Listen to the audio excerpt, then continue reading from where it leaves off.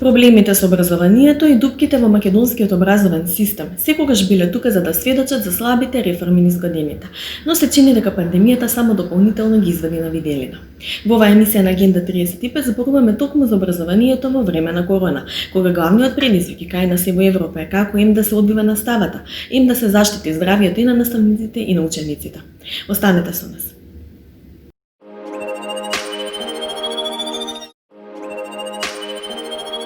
Во Агенда 35 ке гледате како се одвива онлайн наставата, тешкоти имаат и наставниците, и учениците, и родителите. Интервју со министерката за образование Мила Царовска.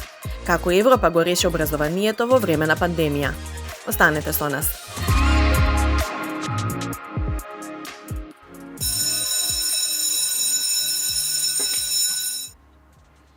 Училишното звонче ова учебна година е заменето со онлайн известување за почеток на часот. Училишните ходници и клупи, со домот и компјутерот. Поминаа 2 месеци од почетокот на новата учебна година. Учениците ги добиваат првите оценки, а ние правиме оцена како се одвива учењето на далечина. Наставата во октомври и ноември тече малку подобро споредено со периодот март-јуни во поглед на употребата на една алатка на која децата можат да ја следат наставата. Но и покрај најавите за старт на националната платформа за учење на далечина, наставата и понатаму се одвива преку Microsoft Teams. Како и секоја технологија, и при реализирање на онлайн учењето има проблеми од технички карактер, но наставниците мора да го имаат тоа предвид при водењето на часот и формирањето на оценките, смета Јана Ѓоргинска, мајка на 2 деца во основно училиште. Едното се технички проблеми и од страна на наставниците и од страна на учениците, како што е слаба интернет врска или оптоварена интернет врска, потоа уреди со кои што располагаат. Ние имаме повеќе детни семејства, имаме еднородителски семејства, семејства со ниски приходи или чии што им се намалиле токму заради пандемијата, па не секој користи современ уред, а многу зависи од тоа уредот кој перформанси ги има и дали ќе може да ги даде сите функционалности. И тука забелешката е прво што постојат технички проблеми, но и што кај некои наставници нема чувство за тоа дека децата се соочуваат и они со технички проблеми. Па на сметка на неколку забушанти или деца кои што би сакале да фатат кривина што се вели, мачињата со се водата знаат да отидат и да нема слух за тоа дека во даден момент детето се соочува со технички проблем.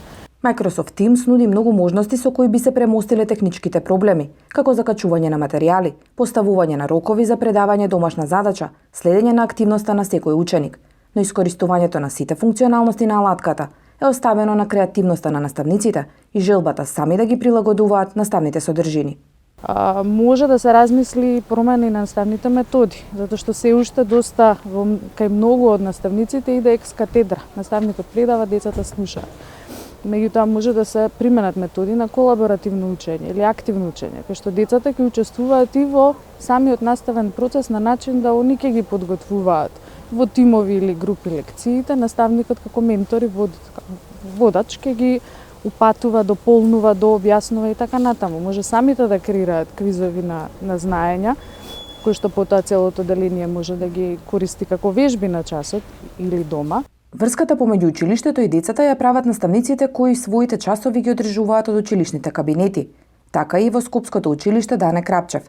Само 250 ученици од прво до трето оделение следат настава со физичко присуство, останатите онлайн. Дури 42 ученици се пријавиле дека имаат потешкоти да следат онлайн настава, но и за нив е најдено решение. Училиштето изнајде начин како и на овие ученици да продолжи да се одвива воспитно-образовниот процес. Значи, во договор со родителите, наставниот кадар до сега подготвуваше печатен материјал за учениците. Секој понеделник има обврска родителите и учениците да го подигнат тој материјал и при подигање, значи за наредната недела, требаше да ги остават материјалите, сработените на материјали од претходната недела. Од сега сите овие ученици ќе користат таблети набавени преку донации на граѓани и на општина Газибаба, а ќе им се овозможи и пристап до интернет. Како се одвивала наставата, се следи преку дневни извештаи на наставниците, а во нив влегуваат и предизвиците за одржување на интересот и дисциплината на учениците од далечина. Во тие дневни извештаи што ги кажав, наставниот кадар одговара на 3-4 едноставни прашања. Тоа се едното прашање е како се одвиваше наставата, дали сите ученици се вклучија, имаа проблеми при вклучувањето. Другото прашање е дали има несоодветно однесување од страна на некој ученик и да го опишат несоодветното однесување.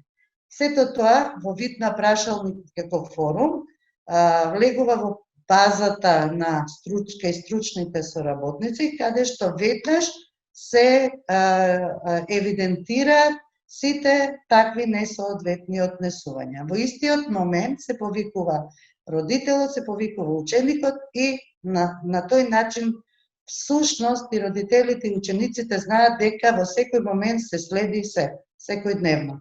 Наставниците имаат континуирана обука за максимално искористување на можностите на алатката за учење на далечина, велат од Бирото за развој на образованието. Оттаму додаваат дека се свесни за сите проблеми со онлайн наставата, но ги наведуваат и незините предности. Позитивните страни од учењето од далечина се однесуваат на унапредување на дигиталната писменост на наставниците и дигитализација на образовниот процес, употребата на најразновидни видео, аудио и пишани електронски ресурси за креирање наставни материјали, домашни задачи и тестови, како и можноста истите да се споделуваат како добри практики со наставниците од други училишта, е огромна придобивка, што очекуваме долгорочно да придонесе за унапредување на квалитетот на целокупниот образовен процес. Поради пандемијата со COVID-19, начинот на кој се одвива образовниот процес е предизвик со кој се соочуваат Европа и светот, но и нашето општество кое одбра хибриден модел на настава. Дел од децата да одат на училиште, а другите наставата да ја следат онлайн. Министерката за образование Мила Царовска вели дека целта на онлайн наставата е здравствената состојба на учениците и наставниците да биде добра, за да продолжи образовниот процес. Таа оценува дека начинот кој што го одбрале дава резултати, бидејќи во образовниот систем немаме ширење на епидемијата. Царовска потенцира дека го разбира притисокот на родителите кои го чувствуваат заради онлайн наставата и поради ситуацијата се на некој начин заменски наставници, но оценува дека сите заедно ќе ја пребродиме оваа епидемија. Од стартот на учебната година до денеска 90% од учениците кои што треба да следат онлайн настава ја следат без пречки на своите IT уреди. Останатиот процент од ученици ја следат на македонската радио и телевизија. Благодарност до телевизија ТВ каде што се емитува и ова емисија, затоа што навистина ни е значено да и тие ученици кои што немаат IT опрема да може да следат часови и тоа го прават со 15 минутни часови кои што се по распоред одобрени од страна на Бирото за развој на образование, што значи и квалитетот на тие часови е исто така одобрен и е по одредени стандарди за квалитет кои што се во образовниот национален систем. Лошата интернет конекција или немањето компјутери се потешкотии кои учениците и наставниците ги пријавуваа како пречки за одвивање на онлайн наставата, но Царовска тврди дека тие проблеми сега се надминати. Конекцијата со интернет и пристап до компјутери во училиштата е надминат. И видовме дека за еден месец со добра организација и конечно јасни инструкции кон локалните самоуправи и директорите, тие се снабдија и со интернет и со IT опрема, дел искористија постоечка, дел брзо се реорганизираа, добија донации или си набавија самите IT уреди. Во однос на учениците, во најголем дел од учениците се снабдија со донации и со поддршка од страна на општината, но сепак на територија на држава имаме околу 8000 деца кои што следат настава на телевизија, тоа значи дека се уште немаат обезбеден IT уред. Но на почетокот нашата проекција беше дека околу 40.000 деца нема да следат настава онлайн, но заради тоа што избравме хибриден модел, подрачните, руралните училишта се пуштија со физичко присуство, обезбедивме донации и се пушти, да речеме, можност преку МТВ да има организирани часови. Денес имаме само 8.000 деца кои што преку националниот сервис, преку телевизија следат настава, другите следат со двонасочна комуникација наставник-ученик преку IT уреди. Предизвик за сите засегнати страни беше и оценувањето кое заврши до 20 ноември, период кој што беше оценет како краток, имајќи го предвид стартот на учебната година кој започна подоцна на 1 октомври. Министерката за образование смета дека недостатокот ќе се поправи до полугодие. Оваа година е поразлично. Јас ги разбирам и родители, и ученици, и наставници дека не е едноставно, но е многу пореално отколку минатата година. Еве ако ги прашаме како ги оценија минатата година кога нема контакт никаков, ќе видиме дека сепак формирале оценки. Затоа оваа година се трудевме да со посебни инструкции согласно скратените наставни програми да се направи и тестирањето или испрашувањето на учениците, сепак тие може да добија слика колку од учениците се приклучиле, не се приклучиле, вратиле материјали назад, обезбедиле одреден проект во кој што заеднички учествувале, затоа што онлайн учењето е исто така учење. Јас сум сигурна дека тие се добри педагози и формирале оценки како што треба. Ова е тромесечие, она кое што да кажеме во овој период се видело како недостаток ќе се поправи за полугодието. Според Царовска, најважно е во наставата да има континуитет за генерациите да се одржат активни. Едноставно е важно да учениците во континуитет се стимулирани на дополнителни знаења и испрашувањето не треба да биде стрес. Испрашувањето или тестирањето треба да биде само пресек, валидација. До тука сум научил, ова треба уште малку да го научам, да го поправам за да имам повисока оценка. На тој начин и кај нив создаваме атмосфера и за надпревар, но и за соработка помеѓу самите ученици. Да се подпрашаат, можеш да ми помогнеш, да ти помогнам. Во периодот на испрашување, тие кои што можеби не научиле учат од поставените прашања и од одговорите на тие што научиле. Када тој образовен процес мора да продолжи, знаете, порано и во војни образовниот систем функционирал. Зошто? За да се одржат генерациите активни и секој ден да треба да создаваат нова вредност, а тоа е учењето. Министерката за образование оценува дека успехот на секој образовен модел, па и во онлайн наставата, зависи од тоа колку наставниците се креативни и посветени на работата. Без добри наставници не може да имаме добар образовен систем и да ги напишеме најдобрите наставни програми и да ги продуцираме најдобрите наставни материјали. Ако наставникот не живее со својата професија, не може да имаме квалитетно образование. Токму затоа ние се трудиме да во континуитет вложуваме во наставниците, да тие бидат на првата линија. Затоа што дали е онлайн или е физичко присуство, дали е во училница или надвор од училница, сепак зависи од тоа како наставникот ќе ја приближи темата до учениците и колку ќе успее да ги заинтересира за темата. Затоа сепак верувам дека единствен начин за квалитетно образование е преку стимулирани наставници кои што се задоволни од својата професија, на кои што им е дадена можност да создаваат вредност, да тие ги креираат своите програми. Царовска смета дека низ годините наставничката професија се ставала на маргините. Од тука е важно во креирањето на програмите да се остави 1% на флексибилност на наставата за наставниците да почувствуваат дека тие ја носат својата програма која ја предаваат. Со тоа, тие ќе станат и покреативни, послободни, а со тоа и достоинството ќе се зголеми, затоа што во моментов, а и години наназад, едноставно наставничката професија се ставала на маргините. Притисок од директори, притисок од родители, притисок од ученици и едноставно идејата зошто сте вие наставник и авторитетот бил газен. Сакаме да го вратиме тоа. Секако, родителите се многу важни. Јас во овој период на вистина сочувствувам, затоа што и јас сум родител, детето ми е со физичко присуство. Но тие кои што имаат деца со онлайн настава, го почувствуваат уште дополнително притисокот, затоа што детето е постојано дома, е пред екранот, треба да остане, да напише домашна.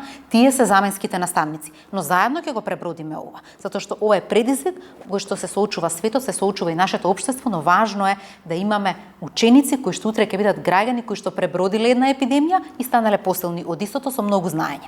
Во Министерството за образование се подготвуваат реформи кои најпрво ќе започнат во основното образование. Новата концепција е при крај, пошто ќе почне да се дискутира со сите засегнати страни.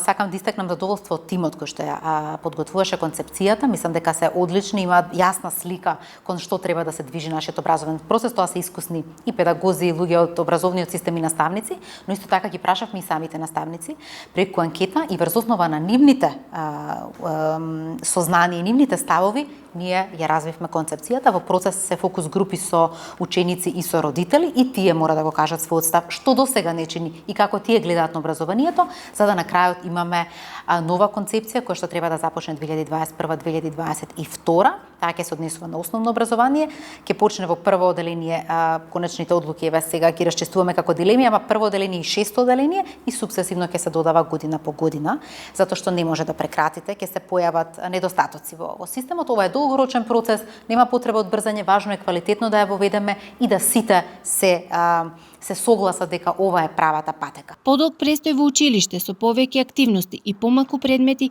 ќе биде основата на реформите во образовниот систем.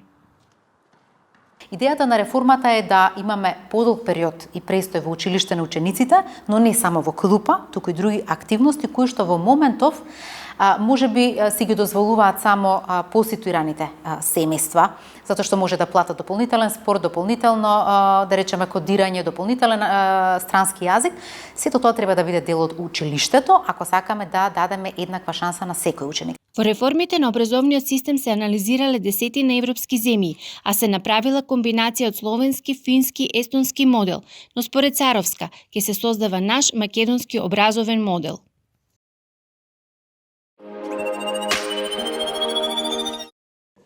Пандемијата со коронавирусот откри големи разлики во сферата на образованието помеѓу различни земји во Европската Унија.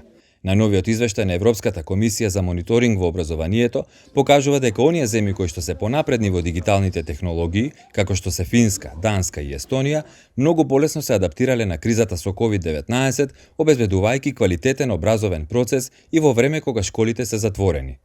Додека во Италија, например, 48% од учениците останаа без образование со месеци, во Словенија ситуацијата е далеку подобра и дури 98% од учениците следат онлайн настава. Од рестриктивните мерки кои ги затворија училиштата и универзитетите, погодени се над 95 милиони ученици и околу 8 милиони наставници на сите образовни нивоа ширум Европа. Образовните центри се затворени веќе 8 месеци со еден обид за нивно отворање помеѓу двата брана на пандемијата во текот на летниот период. Иако сите земји на ЕУ применија дигитална настава од дома, како привремена мерка за замена на физичкото присуство на училиште, учењето на далечина бара одредени минимални вештини и техники. За учениците успешно да учествуваат на час на далечина, секој од нив треба да има на располагање компјутер или таблет во комбинација со брза интернет врска, но и тивка просторија, барање што посиромашните домакинства често не можат да си ги дозволат. Например, само 8% од учениците кои оделе во училишта лоцирани во село или помали градови имаат пристап до брз интернет. Дополнително, извештајот посочува дека повеќе од 15% од студентите низ блокот имаат недоволни дигитални вештини, иако на младите им се гледа како генерација на дигитални домородци. Пандемијата ги истакна придобивките од дигиталните решенија за настава и учење во Европа, но исто така и недостатокот на инфраструктура и вештини потребни во некои земји членки. Затоа извршната власт на ЕУ неодамна го представи својот акционен план за дигитално образование за следните 6 години, кој има за цел да ги поддржи земјите членки да ги направат системите за образование и обука соодветни за модерната ера. The first priority looks at the enablers of digital education. What should we do to create a digital education system that is high performing and that works for all? As for most educational challenges, one needs to start young. And that is why one of the first things we need to do is to make sure that our schools are probably equipped to run their digital transformation. Specific guidance will be developed to assist them in this process. It will look at all aspects from network connectivity to basic technological equipment to new teacher training and innovative teaching methods. Modernizing education is also about adapting what we teach and how we teach to a completely new technological reality. We will develop a framework on the content of digital education and produce guidelines on the use of artificial intelligence and data in teaching and learning. So when we teach and learn, that we do that in a way that makes the best and safest use of technology. Заменик председателот на Европската комисија Маргарита Скинис истакна дека пандемијата ги исфрлила на површина сите слабости на образованието, не само слабата дигитална подготвеност. The pandemic was like a curtain that we had to sort of slide, and that revealed not only systemic problems in our education systems, but also revealed very new needs and requirements that we had to address. So if you see this communication, you will see that we have chosen a sharp focus, and our approach is edge. It's not broad and shallow. We concentrate on specific issues that can make a difference in the way our education systems develop in Europe. And when you see, you will see that these specific issues, core issues, may still bring some un-European facts and figures that we need urgently to correct, starting with quality. According to OECD data, still we have some way to go to foster equality in our education system. More than 1 in 5 pupils in Europe cannot complete basic reading, mathematics and science, and 1 in 5 young Europeans still do not have basic digital needs. За да се надминат проблемите, Европската комисија посочува дека се потребни поголеми јавни инвестиции во образованието. Просекот на јавните трошоци за образование во ЕУ се движи околу 10% од вкупниот буџет. Во македонскиот образовен систем, освен ученици и наставници, има и иноватори. Еден од нив е Димитрија Ангелков, професор по компјутерски науки во Средното училиште Киро Спанџов Брко во Кавадарци. Тој повеќе од 5 години се занимава со иноваторство, реализирајќи иновативни решенија за многу проблеми кои не обкружуваат. На неговиот список на изуми се наоѓаат интерактивна училишна табла, паметна канта за отпад, тули направени од отпадна пластика, респиратори за медицинска употреба, како и најновиот изум мобилна веб камера наменета за олеснување на процесот на онлайн предавања и оценување на знаењето. Ова решение е одличен статив кој што има една веб камера која што ја имате во секоја програмица и имате едно постоје кој што ги има сите делови во најблиската железара, кој што се подесува висината, ги решава сите проблеми во тоа како професорот со послаби компјутерски вештини да снима некоја лекција. Тој го става на катедра, ја отвара учебникот на страна 50 и таму почнува да ви го чита текстот, да ви ги објаснува шемите и директно камерата го гледате во вашите раци. Практично, како вие да сте му од десната страна на рам, благодарение на брзиот интернет, на веб камерите, на компјутерите, училницата не ви треба повеќе. И со тоа, јас го решавам овој проблем кој го олеснува на сите професори, како тоа да снимат лекција, како да го зачуват фајлот, како да го стават на платформата. Исто се решава и проверката на знаење, исто и се следи дали ученикот решава задача, постапката, како го објаснува сето тоа. Како долгогодишен образовен работник, речиси сите иновации на овој креативен професор се поврзани со олеснување на работата на неговите ученици и подобрување на образованието во земјава. Тој е автор на првата паметна интерактивна табла на Балканот, проект поддржан од Фондот за иновации. Употребата на овој уред со специфичен софтвер овозможува учениците и професорите да бидат активно вклучени во изучување на самата материја преку палета можности што ги нуди, од интерактивни игри со педагошка цел до директно интервенирање на самата табла, моментално печатање на сработеното и слично.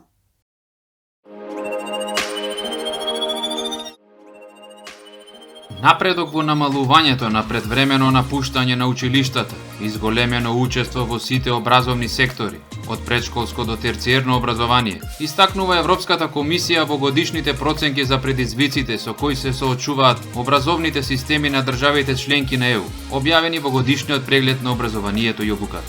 Според прегледот, пренесувањето на основните вештини на сите млади представува траен предизвик. Околу 20% од младите на 15 годишна возраст покажуваат недоволно ниво на способности за читање, математика и природни науки, за да целосно бидат вклучени во општеството.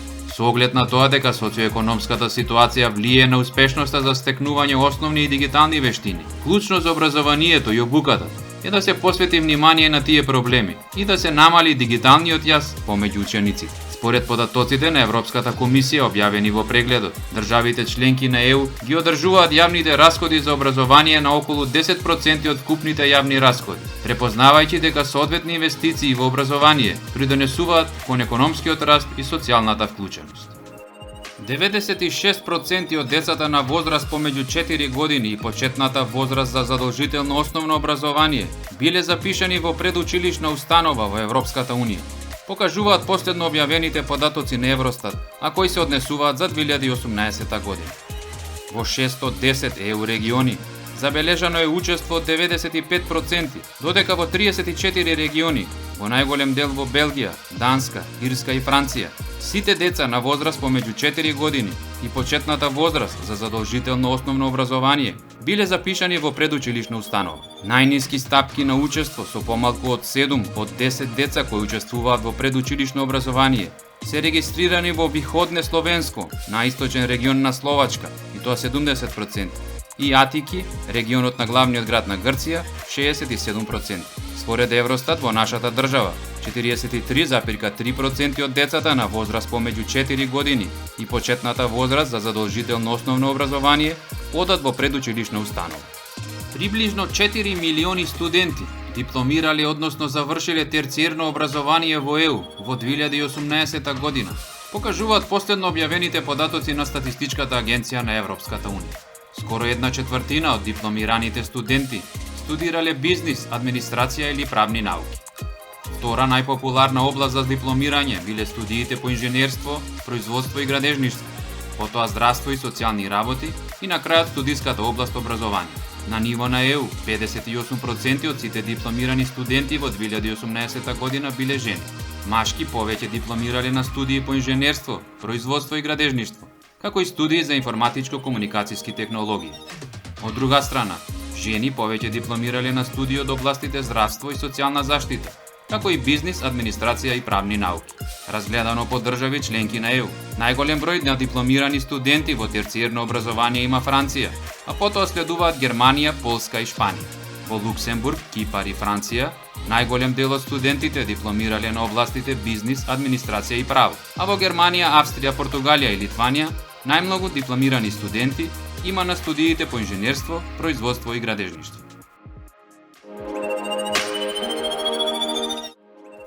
Подигнувањето на свесноста за одржлив развој започнува на училиште, а покрај учениците ги вклучува и родителите, заинтересираните страни, како и пошироката јавност. Токму малото учество на обновлива енергија, енергетски неефикасните јавни објекти, малиот број на зелени работни места во економијата и намалувањето на загадувањето во прекограничните области беа мотивација за прекограничниот ЕУ проект Паметни училишта.